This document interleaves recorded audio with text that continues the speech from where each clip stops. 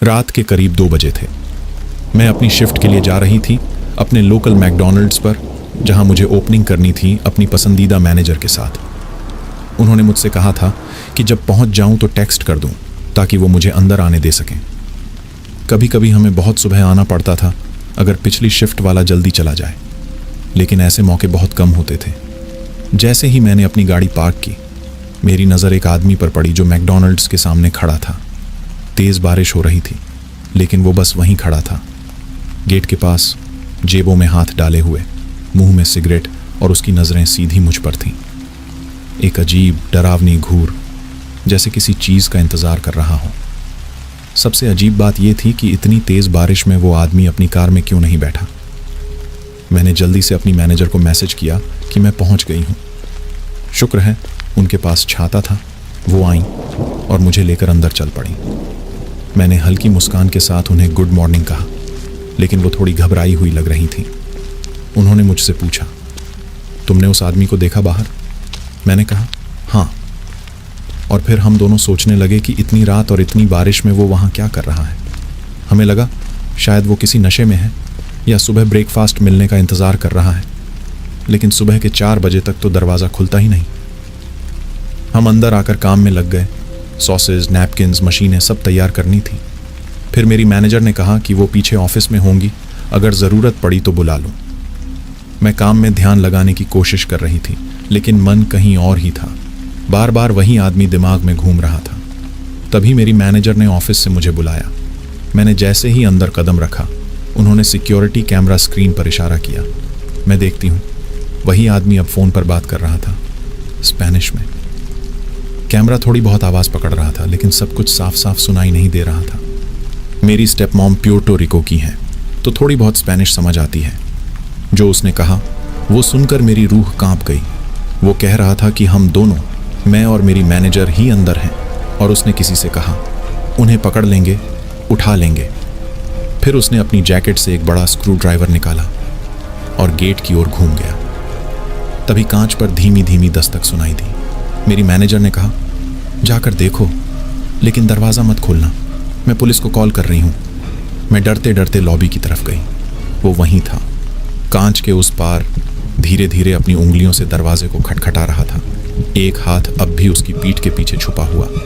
मैंने इशारे से कहा कि हम बंद हैं, बाद में आना, लेकिन वो बस वहाँ खड़ा रहा, भीगा हुआ, शांत, बस मुझे घूरता रहा। मैंने कोशिश की कि उसे नज़रअंदाज कर सकूं, लेकिन उसकी उंगलियों की खरोंच, कांच पर थपथपाहट मेरी सांसें रोक रही थीं। और फिर अचानक उसने ज़ोर से कुछ कहा, स्पेनिश में। मुझे पूरा मतलब समझ नहीं आया, लेकिन एक शब्द उसने कहा, सेरदा, जिसका मतलब होता है सुअर। अब तो दिल धड़कने लगा था। मैं कुछ भी कर लूं, वो आदमी वहां से हिल नहीं रहा था, बस मुझे देखता जा रहा था। करीब 10 मिनट में पुलिस पहुंच गई। उन्होंने आते ही गाड़ी रोकी, और जैसे ही वो आदमी अपनी कार की तरफ भागा, पुलिस ने ताज़र चला दिया और उसे गिरा दिया। मैं और मेरी मैनेजर अंदर से सब देख रहे थे। उन्होंने उसे पकड़कर हथकड़ी लगाई, गाड़ी में डाला। वो गुस्से में टूटी फूटी इंग्लिश में चिल्ला रहा था, मैं तो बस भूखा था, खाना चाहिए था। लेकिन उसकी गाड़ी में जो मिला, एक बड़ा स्क्रू ड्राइवर और टेप, वो कुछ और ही इरादा दिखा रहे थे। मेरी मैनेजर ने पुलिस को बयान दिया, और मैं बस खिड़की से उस आदमी को देखती रही। वही नज़र, वही डरावनी, नफरत भरी घूर, जैसे वो जानता हो कि हम उसकी साजिश समझ चुके हैं, और अब वो गुस्से से जल रहा हो। उस घटना के बाद भी मैंने 1 साल तक वहीं काम किया। पुलिस ने कहा था कि कुछ अपडेट देंगे, लेकिन फिर कभी कुछ पता नहीं चला। धन्यवाद मेरी मैनेजर को, जिन्होंने उस रात मुझे बचाया, और मेरी स्टेप मॉम को, जिन्होंने मुझे स्पेनिश समझना सिखाया।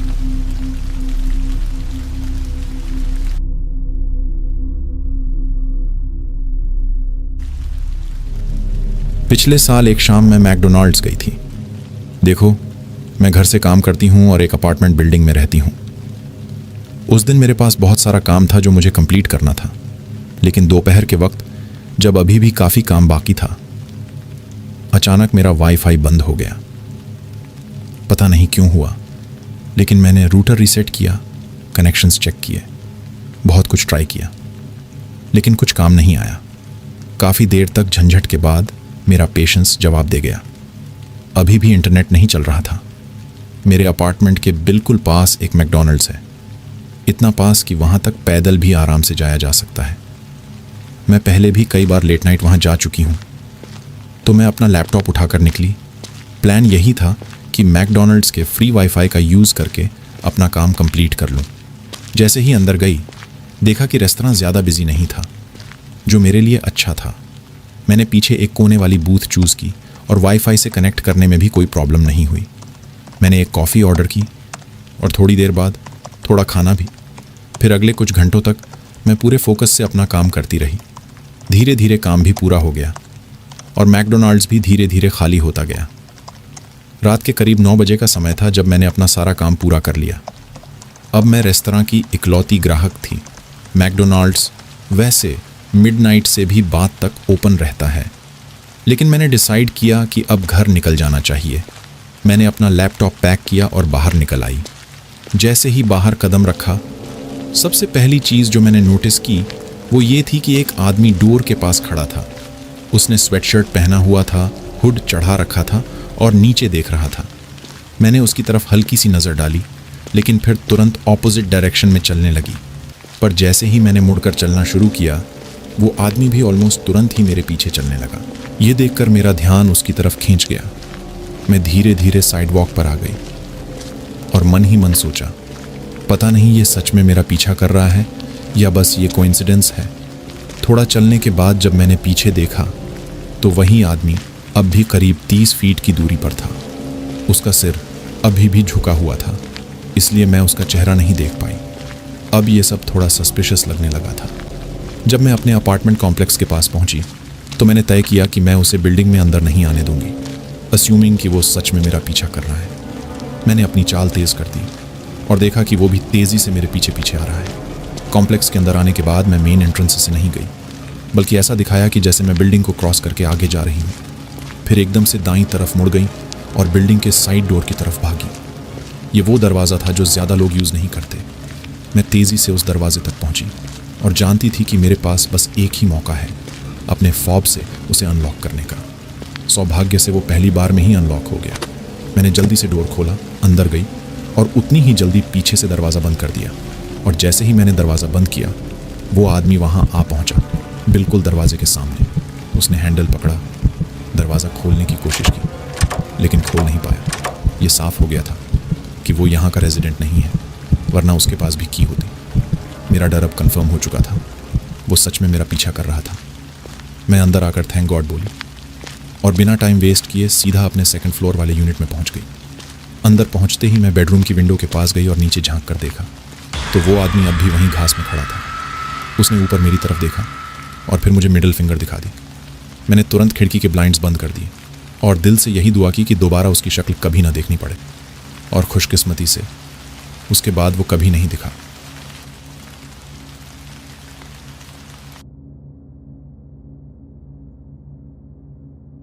मैं मैकडॉनल्ड्स में काम करती थी।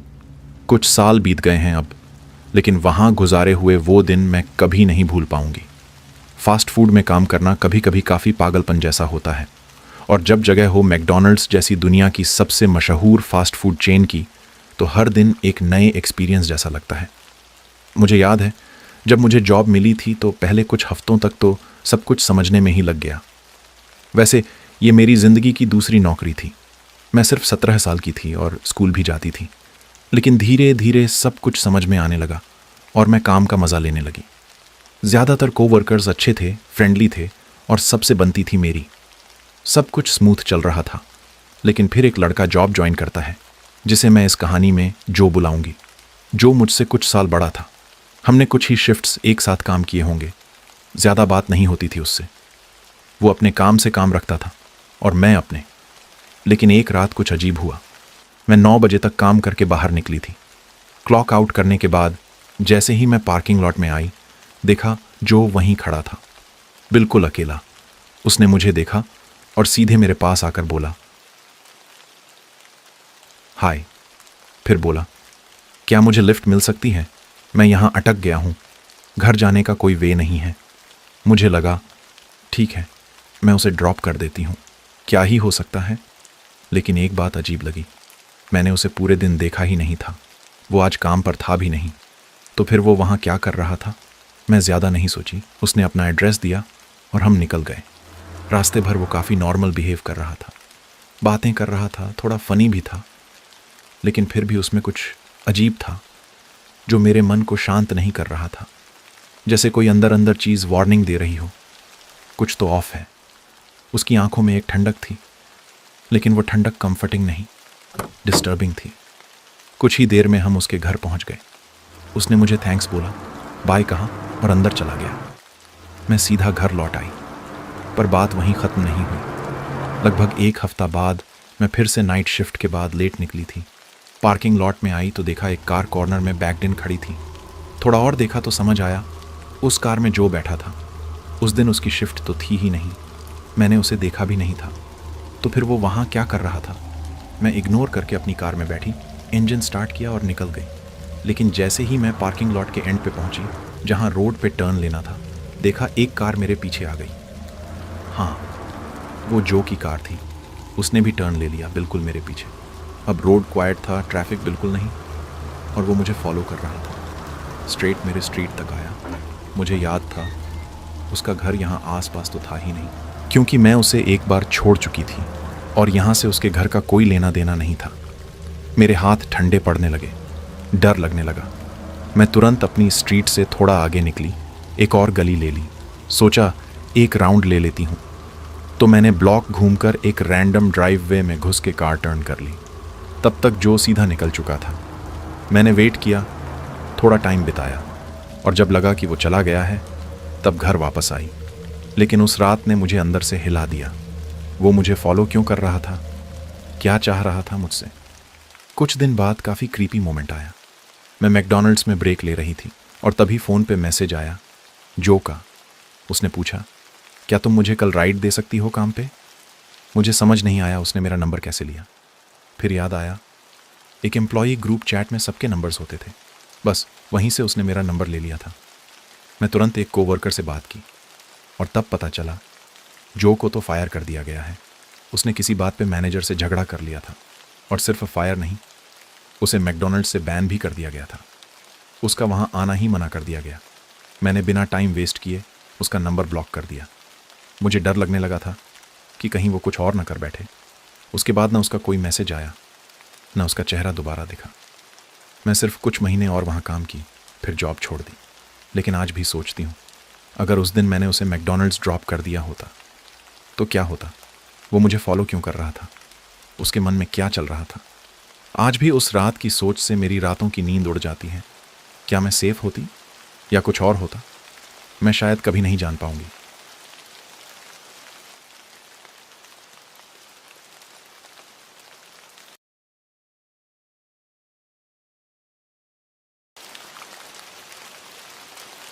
मैं 18 साल की हूं और ये बात 2009 की है, जब मैं कॉलेज में फ्रेशर थी। मैं अमेरिका के एक छोटे लेकिन काफ़ी शांत शहर में रहती थी, जहां लोग इतने अच्छे थे कि मैंने दोस्तों से मजाक में कहा था, यहाँ के क्रिमिनल्स भी शरीफ हैं। शहर छोटा था लेकिन प्यारा, जहां सायरन की आवाज़ें शायद ही कभी सुनाई देती थीं। एक रात मैं और मेरे कुछ दोस्त एमिली, जेम्स और उसकी गर्लफ्रेंड सामंथा कॉलेज का एक लोकल बैंड का कॉन्सर्ट अटेंड करके निकले थे। हम भूखे मर रहे थे और ज़्यादातर रेस्टोरेंट्स बंद हो चुके थे। आखिरकार हम पास के मैकडॉनल्ड्स में घुस गए। हम गरीब कॉलेज स्टूडेंट्स थे, मैकनिगेट्स ही हमारी लग्जरी थी। हम खाना खा ही रहे थे कि तभी दरवाज़ा खुला।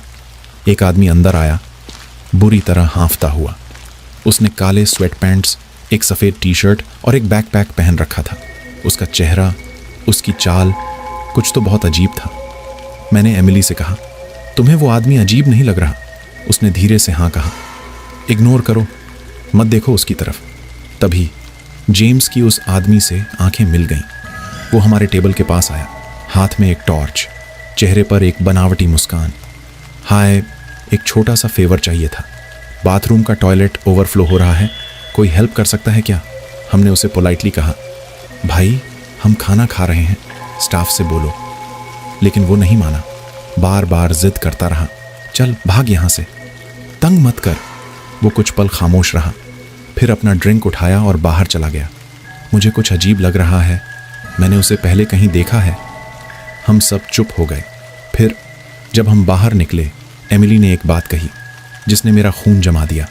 तुमने गौर किया, वो आदमी वॉशरूम में गया ही नहीं था, तो उसे कैसे पता कि टॉयलेट ओवरफ्लो हो रहा है? बैकपैक, उसके बैग में क्या था? उसकी असल मंशा क्या थी? अगर हम में से कोई उसके साथ चला जाता तो? कुछ दिन बाद जेम्स ने एक न्यूज़ रिपोर्ट देखी। वही आदमी, वही ट्रिक, लेकिन इस बार वो किसी और को खींचकर ले गया था। वो लड़की शायद नहीं बचती अगर लोग वक्त पर नहीं पहुंचते। हमने तुरंत पुलिस को कॉल किया और उस आदमी को गिरफ्तार कर लिया गया। मैंने महीनों तक उस मैकडॉनल्ड्स में जाना बंद कर दिया। 1 साल बाद मैं और एमिली डिनर पर थे। मैंने उससे पूछा, तुम्हें वो मैकडॉनल्ड्स वाला आदमी याद है? उसकी आंखें फटी की फटी रह गईं। मैंने तुम्हें ये कभी नहीं बताया, लेकिन उसने जेल में खुदकुशी कर ली थी। शायद उसे गिल्ट था, या शायद वो बस भागना चाहता था। जो भी हो, अब वो किसी को और नुकसान नहीं पहुंचा सकता और हमारा शहर एक बार फिर सुरक्षित था।